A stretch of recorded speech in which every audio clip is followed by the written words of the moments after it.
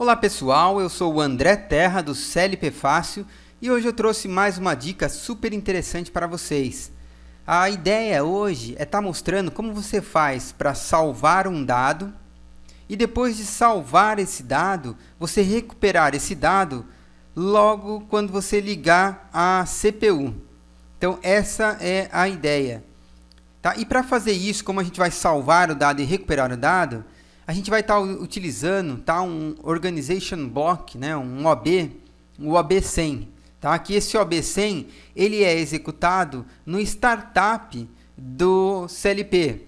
Ou seja, quando você liga o CLP e o CLP passa de stop para run. Então, é nessa passagem do stop para run é que ele vai executar essa função, o OB100. Tá? Para você estar adicionando esse OB100 aqui do exemplo que a gente está colocando, basta você dar um adicionar novo bloco.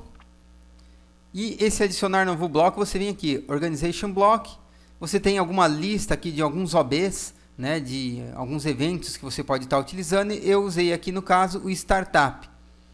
Tá? E deu um OK, pronto, ele já vai estar inicializando já você vai estar abrindo o seu bloco, o OB100, que se trata do Organization Block para Startup.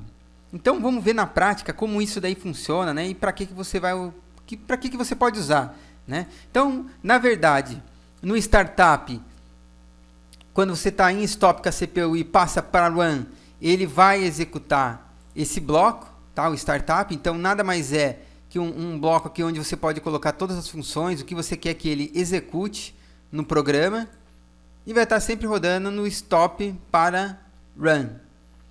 Então, nesse exemplo que eu fiz aqui para você estar observando esse funcionamento, eu criei aqui o OB1, né, que ele já tem, e vou salvar o dado numa variável e depois vou recuperar esse dado. Tá? Isso daí é interessante para você estar observando, porque, por exemplo, você poderia estar utilizando uma função para ler um encoder, por exemplo. E aí esse encoder, vamos supor que você está lendo posição lá do encoder.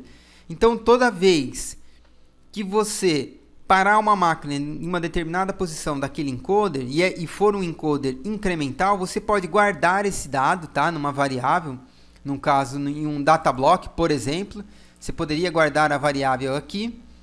Seleciona, lógico, você tem um data block, é interessante, você tem que assinalar essa parte aqui do retentivo, né, para que a variável seja retentiva. Então, a ideia é guardar a variável e depois mostrar o funcionamento do startup. O que a gente faz? A gente cata a variável do data block, onde a gente salvou, e move ela para o lugar aonde você quer. Então, no exemplo do encoder, imagina que você parou a máquina, você tem um encoder do tipo incremental, você salvou o dado aqui na variável, e depois que salvou, no primeiro start do CLP, você cata essa variável e joga de novo, move para o bloco que faz o controle da entrada rápida, o bloco que faz o controle do encoder. Tá? Isso é uma ideia para que você pode estar utilizando isso daqui. Então vamos rapidamente só fazer um teste aqui. Eu vou pegar aqui, vou rodar o meu programa que eu coloquei aqui. E aí o que ele tem? Eu coloquei uma variável aqui, no caso, eu estou com o meu clock memory aqui do próprio CLP, né, gerando um clock aqui, mas simplesmente só para mim demonstrar. Eu coloquei um contador aqui, esse contador ele conta até 100, depois quando ele chega em 100 ele vai zerar, aí acabou de zerar aqui no caso, mas o intuito é só para mostrar o funcionamento realmente da função do startup. Então tá aqui, a gente está rodando. Então, a variável que está sendo aqui de contagem, que é o MW20, eu simplesmente aqui na network de baixo estou movendo ela para o meu data block, onde a variável é retentiva. Então, eu tenho aqui a minha variável e vou simplesmente, estou movendo para o data block, e aí depois a gente vai monitorar a recuperação dessa variável no primeiro start do CLP. Então eu criei aqui uma tabela de visualização de algumas variáveis, só para você ir acompanhando. Então está aqui a minha variável retentiva, tá? Meu data block. Está aqui a minha variável que está naquele contador, então você pode ver que eles estão contando. E essa minha MW22 é a variável que quando eu vou ligar o CLP, ela vai receber o valor que estava armazenado, o último valor armazenado no datablock valor 1, tá? Então eu vou parar o CLP só para você ter essa ideia. Vou passar o CLP para stop. Então, quando eu passei o CLP para stop, então o último valor que foi salvo foi o valor 82. Então, quando eu reiniciar o meu CLP, o que ele vai fazer? Ele vai executar essa função, o OB100, e vai mover o datablock, o valor 1, para o meu MW22. Tá? Então, vamos ver o que vai acontecer, como que isso vai funcionar. Está aqui, meu valor 1 está 82 e o meu MW22 está com 0. Agora eu vou dar um start no CLP, ele está em stop, vou passar ele para run. Você vai ver que vai aparecer o valor aqui, o 82, que é o que estava salvo. Vamos dar um run, ok. Olha lá, o CLP voltou para run. E como ele voltou, ele pegou o último dado, o último valor que foi salvo, que era 82, e moveu para essa variável MW22, que é a instrução que está aqui. Então, isso é uma das utilizações ou das funções que você pode estar utilizando nesse OB100, que ele é executado só no start do CLP, quando ele passa de stop para run. Tem mais uma coisa super interessante também, aproveitando nisso que a gente está falando, que tem mais uma funçãozinha do CLP que eu vou mostrar para vocês aqui. Deixa eu só achar onde ele fica. Que você pode estar executando. Ah, tá aqui. Se você habilitar aqui no System and Clock Memory, tem como você habilitar esse Enable para você usar as memórias de sistema dele, o byte de sistema. No caso aqui, eu habilitei e coloquei meu endereço 12. E estou usando a minha variável aqui, ó, First Cycle. O que acontece? Como eu selecionei o byte 12, então a minha variável M12.0 ela vai receber um pulso, vai ficar verdadeiro no primeiro scan do CLP. Tá? É um outro jeito que você pode estar utilizando toda vez que você liga o CLP também. Tá? Com a diferença que quando você liga o CLP, primeiro ele executa essa rotina OB100 de start, aí depois ele vai dar aquele pulso naquela variável M12.0, que é o first scan, o primeiro scan. Então, só para comprovar isso daí, quer ver? Vamos rapidamente aqui.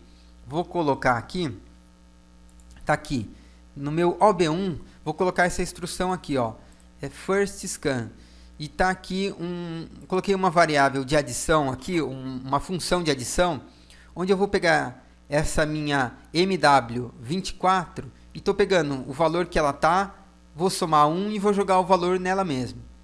Como você pode ver aqui, ó, nesse teste que a gente está fazendo aqui, que ele já está aqui, o resultado dela já está sendo 1. Porque toda vez que eu ligo o CLP, o valor inicial dele é 0. Então, 0 mais 1 é igual a 1. Então, teoricamente, vai sempre ficar com 1. Então, né, até se eu passar de stop essa variável para run, como essa variável não é uma variável retentiva, o que vai acontecer? Ela sempre vai voltar para 0. E quando eu colocar o CLP em run, ela já está em 0, vai ser somado 1 e vai continuar 1. Então está aqui a instrução first scan. Agora vamos colocar uma coisa curiosa só para você ver como que o OB100 é executado antes. Então vamos pegar o nosso MW24 e vou mover um valor para esse MW24. Quer ver? Vamos copiar essa função aqui. Aliás, vamos colocar a função aqui. Então eu quero a função move. E vou mover um valor, sei lá, vamos colocar aqui um valor 5. Vou mover 5 para o MW24. Vamos colocar lá. Então, o que vai acontecer? Toda vez que eu inicializar meu CLP, ele vai executar meu OB100 e vai jogar 5 já dentro do MW24. Aí, depois, ele vai vir e vai executar, como essa é a primeira função, ele vai vir e vai executar depois o OB1. E aí o OB1, como ele vai executar o first scan, ele vai pegar um valor que é 5, que vai estar com 5 já, vai somar mais 1 e vai dar 6 aqui. Né? Então vamos monitorar o CLP. Aqui a gente ainda está com o valor 1, como você pode observar. Vou passar ele para stop.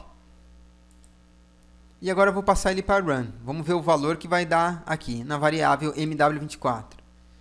Ok. Ah lá, tá lá, ele ficou com o valor 6. Então, para ele atingir esse valor 6, o que ele fez? Primeiro executou a função de startup, a função veio aqui, executou esse bloco, essa network, e na terceira network ele catou o valor 5 e moveu para o MW24.